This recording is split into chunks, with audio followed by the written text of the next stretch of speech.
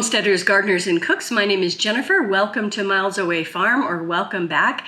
Today in the kitchen, we're playing with something that has been foraged from my yard, and it's something that I've known was edible and medicinal for many, many years, and it always pops up mid to late March in my climate. And I've just never gotten around to doing anything with it, and that is purple dead nettle, also called red dead nettle. It is not actually related to nettles. If you think of stinging nettles, which are also medicinal and are good for a lot of things, this is not the same plant family. So it's named purple dead nettle because it looks like nettle, but it doesn't sting you, therefore it's dead, but it's actually in the mint family. And plants that are in the mint family have a square stem, and there's a lot of the culinary herbs that we eat are in the mint family and we don't realize it. And so they are often fragrant and aromatic. This one is not actually. It has very, very little scent, and it is a non-native to the United States. It actually came over from Europe and Asia. But when I was researching things to do with this, I knew that you could throw it in salads. I knew it was edible, but it's also considered medicinal. And so I was doing some research on that. I have a little bit of a cold right now.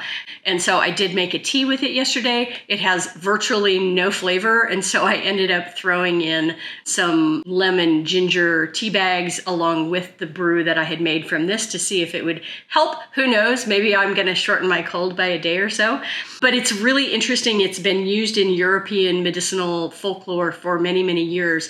And there's a really interesting piece on an old medicinal book going way back that was written up that uses this and then plantain and feverfew, and I have all three of those growing, and you make a salve out of it, and it's supposed to be really good for sharp stabbing pains. Back when this medicinal book was written, it was believed that that was often a witch or a spell that had been put on you, and if you had a sharp stabbing pain, it was because a witch was stabbing you with some kind of spell. I don't buy into that. However, I love the idea, and it's supposed to be good for achy joints, and I'm 59, and I definitely have plenty of achy joints. So I thought it would be fun to eventually make a salve out of this. I will bring you along for that process over the next couple of months as I harvest some feverfew and harvest some plantain and then turn that into a salve. So look forward to that video coming probably in the next couple of months. But in the meantime, I made a tea out of it, and I also dried a bunch of it so that I will have it dried for future uses when I get around to making a salve. And so harvesting purple dead nettle from the yard. Let's get started.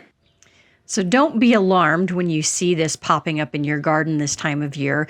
It can be quite prolific, and you might freak out a little bit thinking, oh my God, it's going to take over the planet. It's completely gone by about June. So this is a early spring plant, and then it is finished in June. There is a look-alike in terms of identification. There's another plant called henbit, and henbit is vaguely similar, but it actually has a very different leaf structure in terms of how the leaf attaches to the stem. And so it's actually really easy to tell apart. And then while we're at it, this is actually a picture of chickweed as well, which is also edible. And I always get henbit and chickweed confused in my head because they both have poultry names, but they are very different from each other. And chickweed is more of a sprawling, it's real low growing. So here we've got our purple dead nettle. This is just a small smattering of what I actually picked. I had a ton of it. And then I'm going to give this a nice rinse to wash off any dirt, any insects. And this stuff will grow in both shade and sun. So it likes a little bit of shade. A lot of mints appreciate a little bit of shade. The area where I was showing you picking is almost full shade. It faces north. And so this stuff will grow in a lot of different locations. There's our pretty little flowers hanging out that fell off at the end there. You rarely look at mint flowers close up, but they all have that same kind of shape where it's almost like a little mouth. So giving everything a good rinse here. And then I'm just going to dry this in my dehydrator. You could also just air dry this. You want to get as much water off as you can. And so I'm giving it a spin in the dehydrator. If I were just going to dry this air dry, I would probably spread this out on some paper towels on a cookie sheet and just walk past it. And every time I walk past it, I would just stir it up with my fingers and let it air dry. And it will air dry probably in 2 or 3 days. When I'm drying it in my dehydrator, I'm drying it on the very lowest temperature that I can in this dehydrator, which is 105 degrees.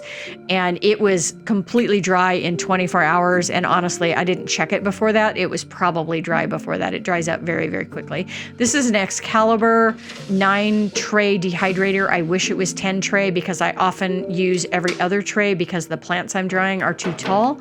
And it would be nice if I had one more rack in there. And so I almost always end up using 4 instead of 5 trays just because of the way this is arranged. My biggest complaint with this dehydrator, but it works quite well. And the lid on these doesn't snap in, it just basically hangs on.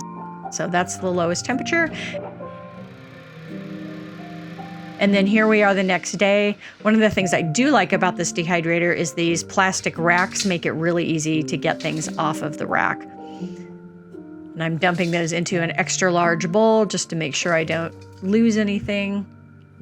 And you can see how much this has shrunk down. And again, virtually odorless. Unlike most mints, this has almost no smell at all.